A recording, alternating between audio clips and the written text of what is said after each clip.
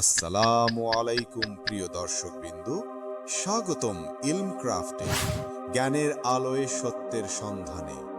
আজকের বিষয় ভয় জয় করার শক্তি। ভয় এমন এক অনুভূতি যা আমাদের অদৃশ্য শৃঙ্খলে বেঁধে রাখে।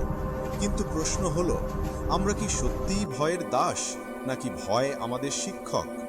কখনো কি ভেবেছ, ভয়ই মানুষকে প্রথম আগুন আবিষ্কার করতে বাধ্য করেছিল?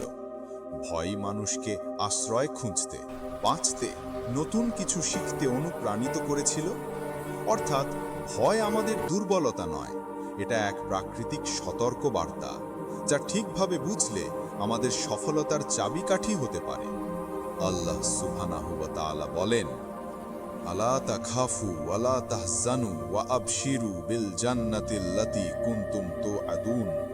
অর্থাৎ ভয় করো না, দুঃখ করো না, তোমাদের জন্য রয়েছে সেই জান্নাত যার প্রতিশ্রুতি তোমরা পেয়েছিলে। এই আয়াত শুধু মৃত্যুর সময় নয়, জীবনের প্রতিটি ভয় জাগানো মুহূর্তেও আশার আলো। সায়েন্স বলে, ভয় জন্ম নেয় আমাদের মস্তিষ্কের অ্যামিগডালা নামের অংশে। এটাই ফাইট বা ফ্লাইট প্রতিক্রিয়া তৈরি করে। কিন্তু গবেষণায় দেখা গেছে, যখন মানুষ ফেইথ বা স্পিরিচুয়াল কনভিকশন ধরে রাখে, তখন মস্তিষ্কের ফিয়ার রেসপন্স প্রায় 40% পর্যন্ত কমে যায়। অর্থাৎ ঈমান তোমার ভয়ের ভিতরকার আগুনকে শান্ত করে। তুমি যখন বলো আমি পারবো না, তখন তোমার মস্তিষ্ক বিশ্বাস করতে শুরু করে যে তুমি সত্যিই পারবে না। কিন্তু তুমি যখন বলো আমি পারবো কারণ আল্লাহ আমার পাশে আছেন, তখনই মস্তিষ্কের নতুন রাস্তা তৈরি হয়, যাকে বিজ্ঞানীরা বলে নিউরোপ্লাস্টিসিটি, নতুন বিশ্বাসে নতুন পথ। ভয় কখনো তোমাকে থামানোর জন্য নয়, বরং প্রমাণ করার জন্য যে তুমি শক্তিশালী। যেমন আগুনের ভয় মানুষকে আগুন আয়ত্ত করতে শিখিয়েছিল, তেমনি ব্যর্থতার ভয়ই সফলতার দরজা খুলে দেয়। মনে রেখো, যে ভয়কে তুমি সাহস নিয়ে সম্মুখীন হও, সেই ভয়ই একসময় তোমার শক্তিতে পরিণত হয়। আল্লাহ তাআলা বলেছেন, ইন্না মাআল উসরি ইউসরং, অর্থাৎ নিশ্চয়ই কষ্টের সাথেই আছে স্বস্তি। এই আয়াত তোমাকে বলে, ভয়ের পেছনেই লুকিয়ে আছে তোমার মুক্তি। তাহলে আজ থেকে ভয়কে শত্রু নয়, তোমার প্রশিক্ষক হিসেবে দেখো।